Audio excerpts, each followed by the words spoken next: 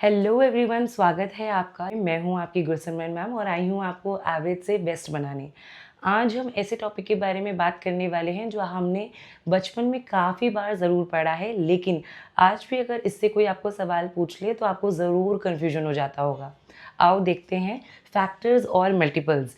यहाँ हमने एक हीरो नंबर ले लिया है। हमारा हीरो नंबर है आज का 20 और सबसे पहले हम निकालना सीखेंगे मल्टीपल्स। मल्टीपल से हमेशा याद रखना मल्टीप्लिकेशन के बारे में वो पूछ रहा है, तो जो भी मुझे हीरो नंबर दे रखा है मुझे सिर्फ और सिर्फ उसका टेबल लिख देना है। सपोज मेरे पास क्वेश्चन है या मुझसे पूछा जा रहा है कि मुझे इस हीरो नंबर के यानी कि 20 के 5 मल्टीपल्स लिखने हैं, मुझे सीधा सीधा आंखें बंद करके सिर्फ और सिर्फ 20 का टेबल लिख देना है। सबसे पहला मल्टीपल होगा 20 खुद, क्योंकि 20 1s are 20। फिर होगा, बताइए क्या होगा, 40। उसके बाद होगा 60, फिर आएगा 80 और फिर आएगा आखिरी में 100। ये हो गए 20 के 5 मल्टीपल्स। अगर मैं आपसे सवाल पूछूं कि क्या 200 20 का मल्टीपल होगा, तो आपका जवाब क्या होगा? जी हाँ, ये इसका मल्टीपल होगा।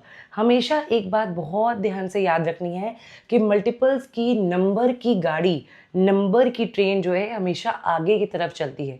यानी कि जो भी हमें मल्टीपल दे रखा होगा वो हमारे हीरो नंबर के या तो बराबर होगा या तो वो उससे बड़ा ही होगा। आपको ये बात समझ आई? ठीक है। उसके बाद हम बात करते हैं अपने फैक्टर्स की। फैक्टर्स की जो नंबर की गाड़ी है वो थोड़ा उल्टा चलती है, यानी कि फैक्टर्स जो हैं हमारे हमेशा या तो बराबर के होंगे या फिर हमेशा हमारे हीरो नंबर से छोटे ही होंगे। जो भी हमारा फैक्टर होगा वो हमारे हीरो नंबर से छोटा होगा या तो वो उसके बराबर होगा। आओ आज मैं आपको बताती हूँ कि फैक्टर्स निकालने का सबसे आसान तरीका क्या है। इस तरीके को बोलते हैं रेनबो मेथड, या फिर आप इसको कह सकते हैं यू मेथड। मैं इसे यू मेथड के नाम से बोलती हूँ।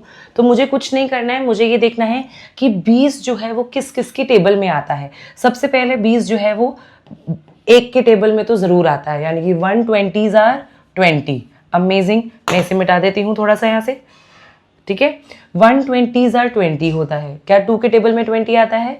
जी हाँ, 2 के टेबल में 20 आता है, लेकिन कब आता है? 2 के टेबल में 20 आता है 10 बार में, यानी कि 2 10s are 20। क्या 3 के टेबल में 20 आता है? नहीं, तो हम 3 का टेबल नहीं लिख सकते।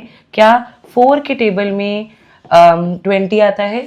जी, 4 के टेबल में आता है 5 टाइम्स, राइट। क्या 6 के टेबल में, 7 के टेबल में, इनमें आता है? नहीं आता है। ओके, 5 के टेबल में आता है 4 टाइम्स।